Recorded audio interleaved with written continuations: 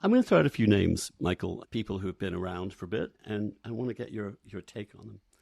Oh, God. RFK Jr., Bobby Kennedy Jr., running for president. I wrote a column a while back saying, why not? But the Biden-Trump rematch is horrifying enough to make me be okay with some crazy-ass person coming in, just because it might shake things up or whatever. But sure. That is not to say that I can defend the positions he has taken, which are somewhat completely bonkers, right? No, he's not. That's the thing about Bobby Kennedy. There's two things about this. There are two distinct things. Is that I absolutely think he should run, and I think he should be treated as a normal candidate, considering he polls at 20% and gets a lot of attention. People really, really like him. He's a Kennedy. That helps, obviously. But it actually really bothers me for the reason of misinformation, disinformation, this kind of bullshit that we've had to deal with since 2016, that we have to police people's language and shut down things that are true or not true. And who decides what is true or not true is never clear to me. But I think that the things that Bobby Kennedy says are mostly bullshit, right? But by the way, the misinformation, disinformation industrial complex failed if 20% of people are like, I love this guy. I love what he's saying. I mean, good God. I mean, if 1%, 2% liked him, I'd be like, you guys maybe didn't have the best return. But it's all Elon's fault. It's all Elon's fault. Yeah, I love this. It's if it wasn't for Elon, we'd all be just thinking the right thoughts all the time. Because the people that think this sort of stuff are the gatekeepers that think that the hoi polloi, the great unwashed masses, need to be protected from information, because once they get it, they will believe it. And that is what now, of course, what they see with Bobby Kennedy. And they say, we need more of this. We need more gatekeeping. Kennedy is full of shit. And Kennedy is somebody who has, and this, I don't think I've gotten more hate mail. We had Coleman Hughes on because Coleman was Kennedy curious. He was by Kennedy curious.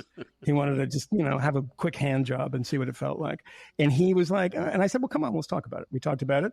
And I was on the anti-Bobby side, and the emails were fucking insane. Really? The number of people were like, how dare you? He's the one that's pushing back against these people. Sure, he is. But he's pushing back with really bad ideas. And so I picked up his book before Coleman came on. And one of the things that was really surprising to me, nobody had pointed out. Literally nobody had pointed out. Because if you are somebody who's familiar with the past and the arguments about HIV/AIDS, you would remember people like Anthony Fauci, Robert Gallo, these sort of famous names for certain people. A big percentage of that book is about, does HIV cause AIDS? Yeah. A big percentage of that book. I mean, it's Bobby Kennedy talking about poppers. It's Bobby Kennedy talking about, what's his name, the guy from Berkeley, the German guy who wrote that book that Regnery published. Peter Duesberg. Yes. So, one of the most amazing things.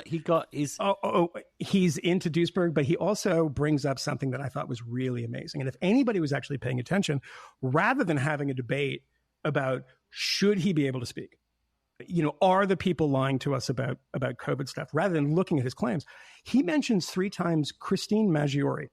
And if you remember Christine Maggiore, she was a woman who was in the HIV doesn't cause AIDS thing. She had a daughter called Eliza Jane, I believe, who was HIV positive. They refused any treatment. She died at, I think, 4 years old. And then Christine Maggiore died not long after. I think she was probably 50 or something. He mentions her 3 times in the book in some of the things she wrote, never mentioning that she died, never mentioning that her daughter died. And that's, to me, somebody who has figured out the conclusion, is working backwards to try to find the information.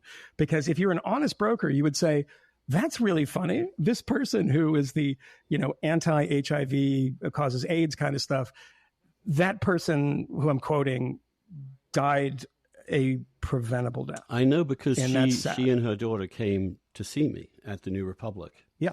On the campaign to do this, and I had just put them off. But I thought at some point, I'll listen. I'll sit there and listen. For sure. It's worth having a conversation. It'd be nice if at that point for me, if it weren't causing AIDS, I'd have been fine.